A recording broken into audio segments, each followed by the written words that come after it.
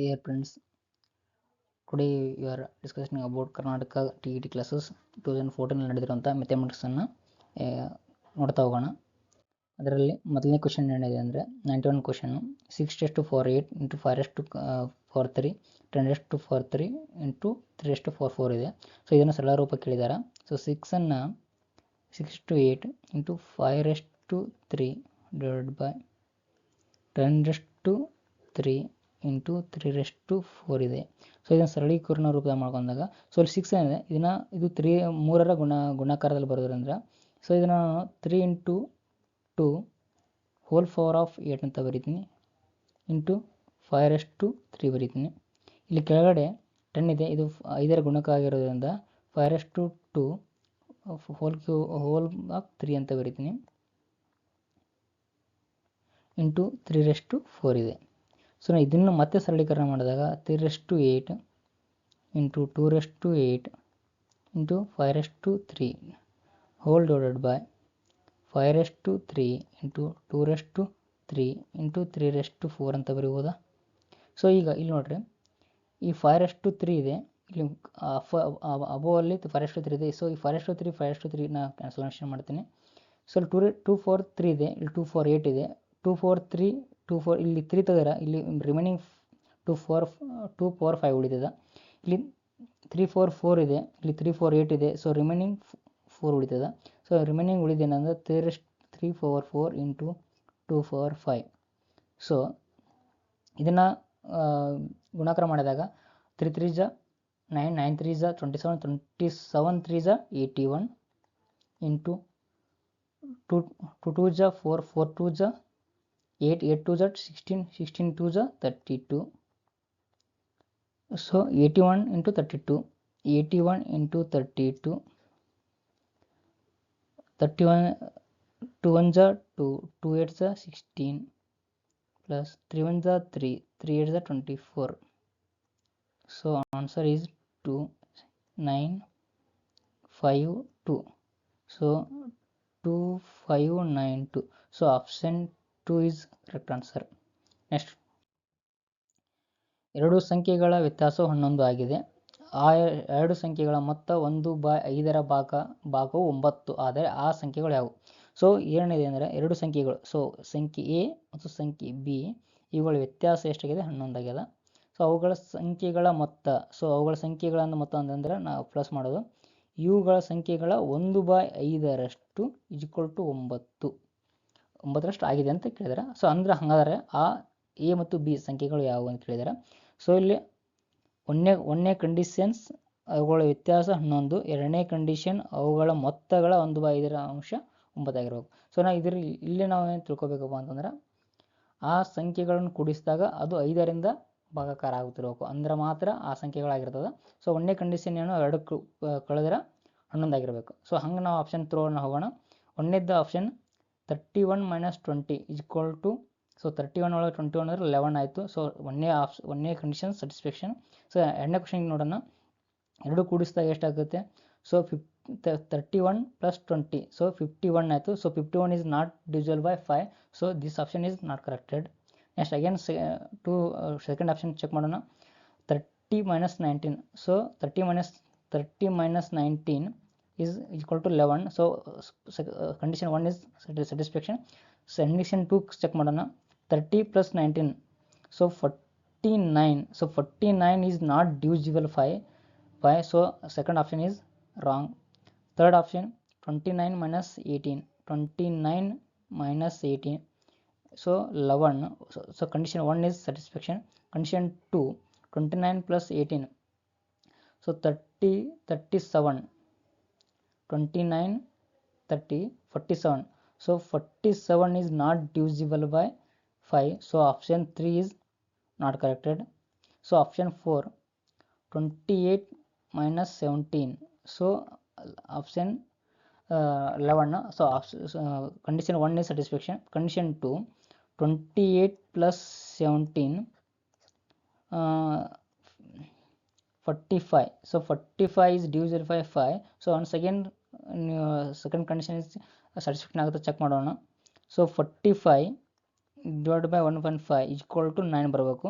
So 5 1 5 5 9 so 9 is equal to 9. So LHS equal to RHS ಆಗಿರೋದ್ರಿಂದ C option fourth option is correct answer. This is option method. Again 93 question. 3ರಿಂದ ಭಾಗವಾಗುವ ಎಲ್ಲ 2 ಅಂಕಿಗಳ ಸಂಖ್ಯೆಗಳ ಮೊತ್ತವು ಎಷ್ಟು ಅಂತ ಕೇಳಿದ್ದಾರೆ. ಸೊ 3ರಿಂದ ಭಾಗವಾಗುವಂತಹದ್ದು ಯಾವುದು ಅಂತಂದರೆ, ಸೊ 3ರಿಂದ ಭಾಗವಾಗುವ ಎಲ್ಲ 2 ಅಂಕಿಗಳ ಸಂಖ್ಯೆಗಳ ಮೊತ್ತ. ಸೊ 3ರಿಂದ ಭಾಗವಾಗೋದ್ರಿಂದ 2 ಅಂಕಿ ಅಂದರೆ ಒಂದನೇದು 12, ಎರಡನೇದು 15, ಮೂರನೇದು 18, ಸೊ ಆನ್ 2 ಅಂಕಿಗಳ ಮೊತ್ತ. ಸೊ ಲಾಸ್ಟ್ನೇದು 2 ಅಂಕಿ ಯಾವುದಂದ್ರೆ 99. ಸೊ 102 ಬರುತ್ತೆ, ಅದು 3 ಡಿಜಿಟ್ಸ್ ಆಗ್ತದೆ, ತೊಗೋಬಾರ್ದು. ಲಾಸ್ಟ್ ಅಂಕಿ ಯಾವುದಂದ್ರೆ 99. ಸೊ ಇಲ್ಲಿ ನಾವು ಇದನ್ನು ಅರ್ಥಮೆಟಿಕಲ್ ಪ್ರೋಗ್ರೆಷನಲ್ಲಿ ಮಾಡುವ ಅಂದರೆ ಸಮಾಂತರ ಸರಣಿಯ ರೂಪದಲ್ಲಿ ನಾವು ಇದನ್ನು ಬರಿತಾ ಹೋಗ್ತೀವಿ. ನೋಡಿ, ಯಾಕಂದರೆ ಇಂಟರ್ವಲ್ ಎಷ್ಟಿದೆ 3 3 ಇದೆ. ಸೊ ಎ ಅನ್ನು ಮೊದಲನೇ ಪದವನ್ನು 12 ಅಂತ ಕರಿತೀನಿ. ಡಿ ಇಲ್ಲಿ ಏನದ ಡಿಫ್ರೆನ್ಸ್ ಎಷ್ಟಿದೆ ಅಂದರೆ 3 ಇದೆ. ಯಾಕಂದರೆ 3ರಿಂದ ಭಾಗ ಅಂದರೆ 3 ಪ್ರತಿ ಇಂಟರ್ವಲ್, ಸೊ 3ನೇ ಆಗಿರ್ತದೆ. ಸೊ ಇದು ಕೊನೆಯ ಪದ. ಸೊ ಕೊನೆಯ ಪದ ನಾವು ಟಿ ಎನ್ ಅಂತಲೂ ಕರಿತೀನಿ, ಅಥವಾ ಇದಕ್ಕೆ ಎಲ್ ಅಂತಲೂ ಕರಿತೀವಿ ನಾವು. ಸೊ ಲಾಸ್ಟ್ ನಂಬರ್ ಅಂತಲೂ ಕರೀತಾರೆ, ಅಥವಾ ಟಿ ಎನ್ ಅಂತಲೂ ಕರೀತಾರೆ. ಸೊ ನಮಗಿಲ್ಲಿ ಮೊತ್ತ ಕೇಳಿದ್ರೆ ಮೊತ್ತದ ಫಾರ್ಮುಲಾ ಏನಿದೆಯಪ್ಪ ಅಂದ್ರೆ, ನಮ್ಮ ಸಮಾಂತರ ಸರಣಿಯ ಮೊತ್ತದ ಫಾರ್ಮುಲಾ ಏನಂದ್ರೆ n/2 a ಪ್ಲಸ್ ಎಲ್ ಅಂತ ಇದೆ ಕೊನೆಯ ಪದ ಕೊಟ್ಟಾಗ. ಸೊ ಇಲ್ಲಿ ನಮಗೆ ಎನ್ ಅನ್ನೋ ಗೊತ್ತಿಲ್ಲ. ಸೊ ಎನ್ ಗೊತ್ತಿಲ್ಲಪ್ಪ ಅಂದರೆ ಇಲ್ಲಿ ನಮ್ಮ ಟಿ ಎನ್ ಕೊಟ್ಟಿದ್ದಾರೆ. ಸೊ ಟಿ ಎನ್ ಬೇಸ್ಡ್ ಮ್ಯಾಗ ನಾವು ಏನನ್ನು ಕಂಡುಹಿಡ್ಕೋಬೋದು. ಸೊ ಫಾರ್ಮುಲಾ ನಮ್ಗೆ ಗೊತ್ತಿದೆ ನಿಮಗೆ, T N equal to A plus n-1 into D. Yes, okay. So ನಮ್ಮ ಟಿ ಎನ್ ಎಷ್ಟಿದೆ 99 ಇದೆ, ಎ ಅನ್ನೋದು 12 ಇದೆ, ಪ್ಲಸ್ n-1 ಡಿ ಎಷ್ಟಿದೆ 3 ಇದೆ. ಸೊ 99 ಈಕ್ವಲ್ ಟು 12 ಪ್ಲಸ್ ಇದನ್ನ ಮಲ್ಟಿಪಲ್ ಮಾಡ್ತೀನಿ, 3n - 3. 99 ಮೈನಸ್ 12 ಒಳಗೆ 3 ಹೋದರೆ 9, ಓಕೆ, ಪ್ಲಸ್ 3n. 99 ಈಗ ಈ 9 ಆ ಕಡೆ ಹೋದರೆ -9 ಆಗುತ್ತೆ. -9 equal to 3n. So 90 equal to 3n. n equal to 90/3 equal to 30. So ನಮ್ಗೆ n ಈಕ್ವಲ್ ಟು ಏನು ಸಿಕ್ತಂದರೆ n ಈಕ್ವಲ್ ಟು 30 ಆಯಿತು. ಸೊ ನಮಗೆ ಮೊತ್ತ ಕಂಡುಹಿಡಿಯೋದು ಸುಲಭ. ಸೊ ಮೊತ್ತ ಫಾರ್ಮುಲಾ ಏನಿದೆ, Sn equal to n/2 a plus L. So n ಅಂದರೆ ನಮಗೆ ಆಲ್ರೆಡಿ ಸಿಕ್ಬಿಟ್ಟಿದೆ 30/2, a ಅನ್ನೋದು 12, ಎಲ್ ಅನ್ನೋದು ಎಷ್ಟಿದೆ 99. ಸೊ ಈ 12 ಮತ್ತು 99 ಅಂತಂದರೆ 100.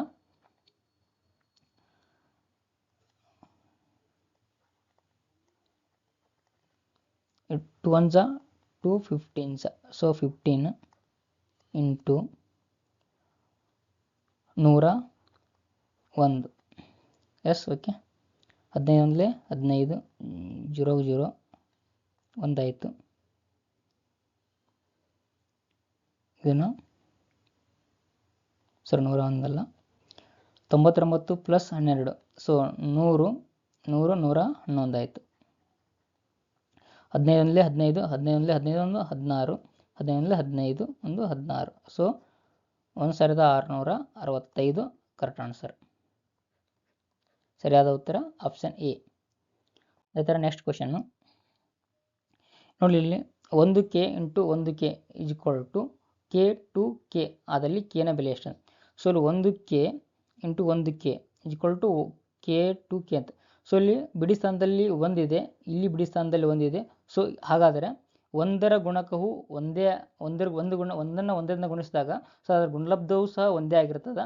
ಸೊ ನಮಗೇನಾಗಿದೆ ಅಂದ್ರೆ ಇಲ್ಲಿ ಏನಾಗಿದೆ 1 ಬರಬೇಕಂಗಂದ್ರೆ.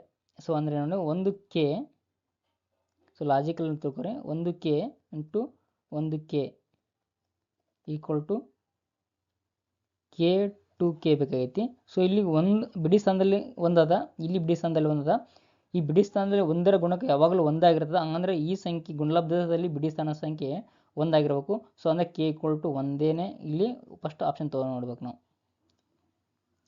ಆಗಿರೋಕೆ. ಒಂದ್ಸಲ ಜಸ್ಟ್ ಕ್ರಾಸ್ ಚೆಕ್ ಮಾಡೋಣ.